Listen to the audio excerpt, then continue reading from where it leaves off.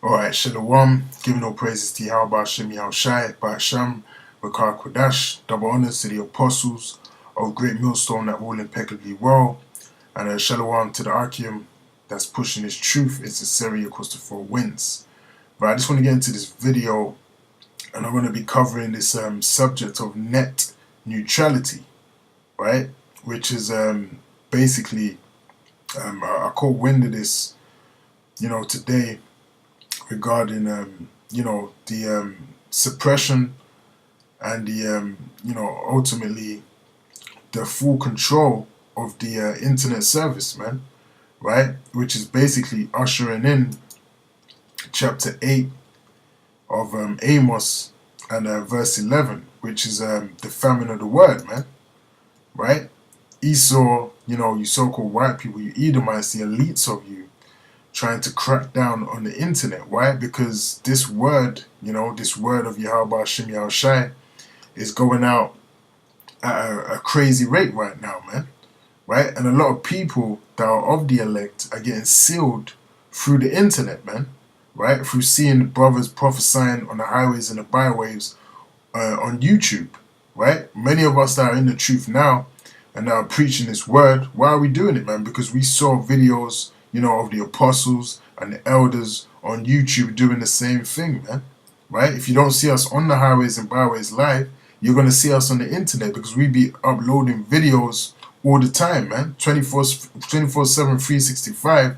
GMS be uploading videos, man, 7 days a week, every day of the year, man. Right?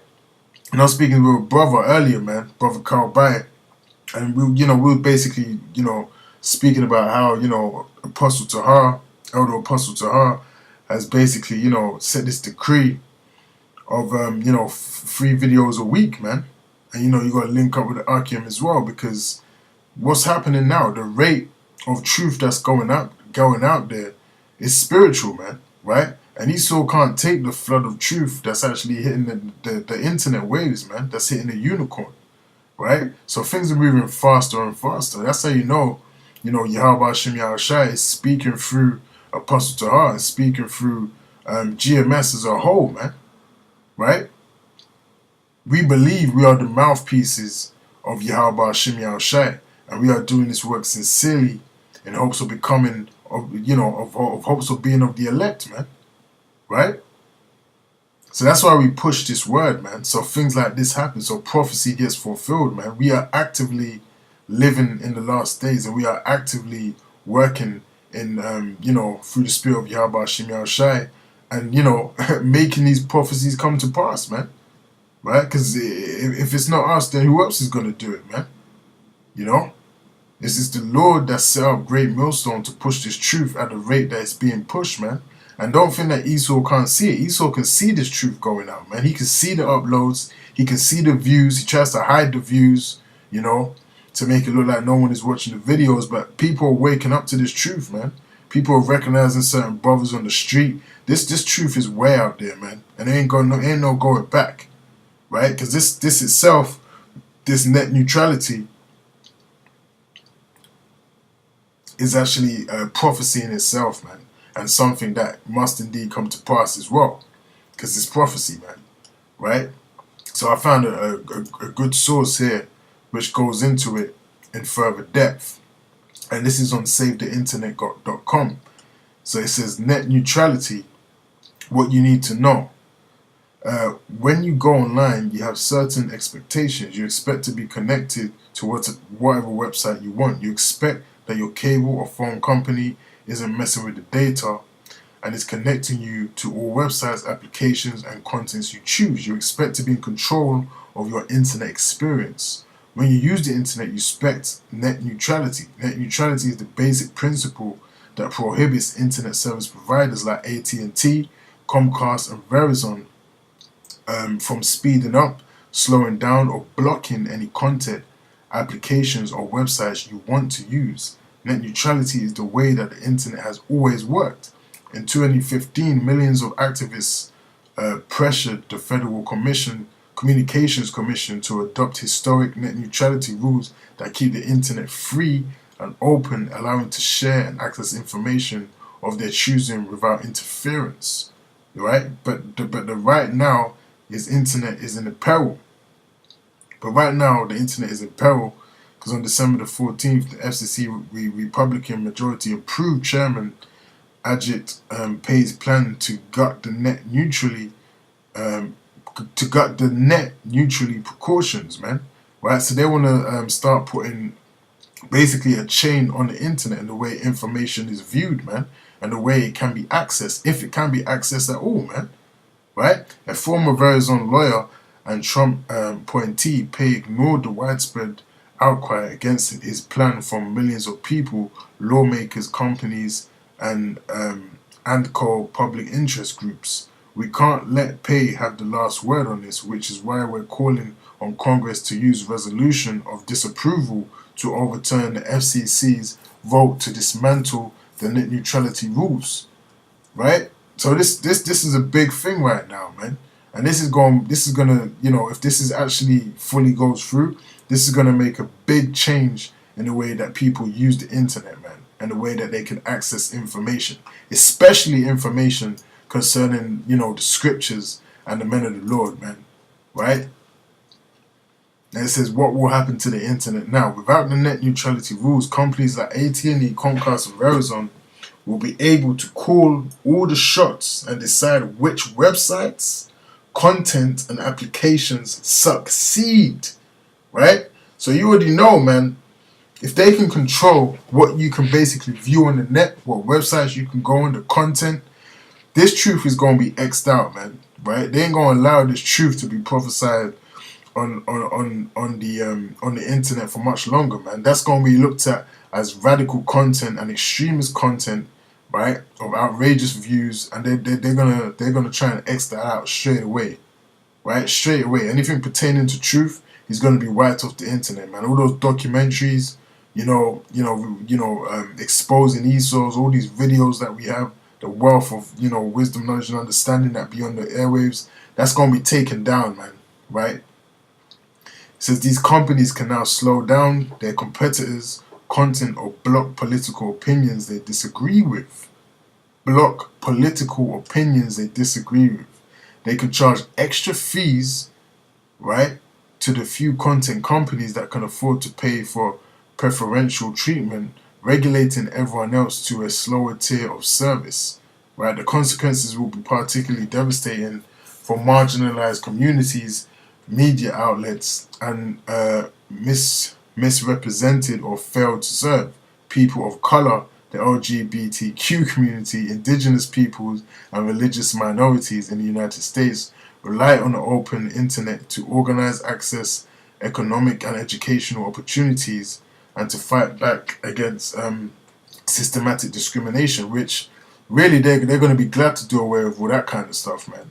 Because they don't want people to have a voice. One of the things that the internet has given to people is to have their own platform of speaking on certain issues that happen. You got a lot of crime, from these dodgy cops, right? That gets uploaded onto YouTube and they get exposed through videos like that, man, right? You got the whole world star generation, people uploading videos on YouTube, it's exposing certain things. It's not only Esau that's being exposed on here, the whole system, right? The whole injustice of the whole system in the world gets exposed on the internet, man. And people get to see what the world is really like just from logging onto the internet and watching certain videos and viewing certain content, man. Right? So the internet has been a big thing. It's played a big part in exposing Esau through the power and spirit of Yahweh Hashem Yahushai, and it's played a big part in us obtaining this information of knowing that we are the true children of Israel. And I'm talking to you Negroes, Hispanics, and Native Americans, man, throughout the four corners of the earth.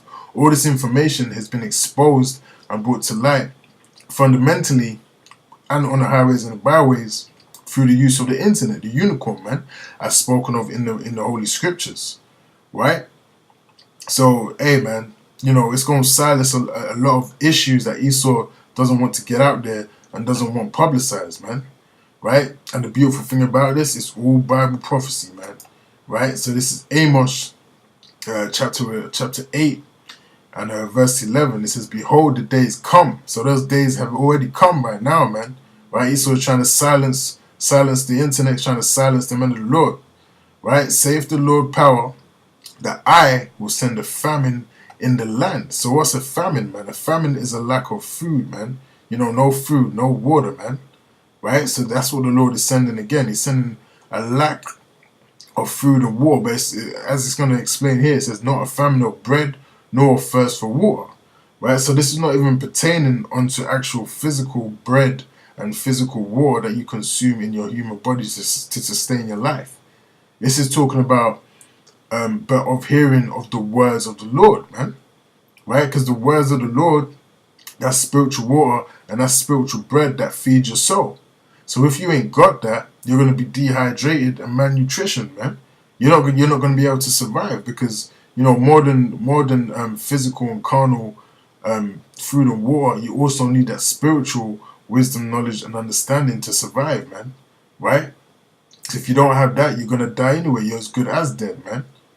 You know? So it says, behold, the days come, saith the Lord power, that I will send a famine in the land, not a famine of bread, nor a thirst for water, but of hearing the words of the Lord, Yahweh Hashem Yahushai, man. So if you notice here, it says, I will send a famine. So this is not even the work of Esau himself, you know, making all these things come to pass. This is actually the work of Yahweh Hashem Yahushai, using his sword, using Esau to bring these things about, to fulfill prophecy, man. Right? That's essentially what's happening here. But Esau in his own vain mind is thinking that, you know, he's thinking of these things, man. Right? It's the Lord Yahweh Hashem Yahushai that's giving him these ideas, and that's giving him ultimately the power to roll these agendas out, man. Right? Now this is Isaiah chapter 55 and verse 6. It says, seek ye the Lord while he may be found. Call ye upon him while he is near, man. Now how may the Lord be found, man? The Lord right now can be found on the highways and the byways.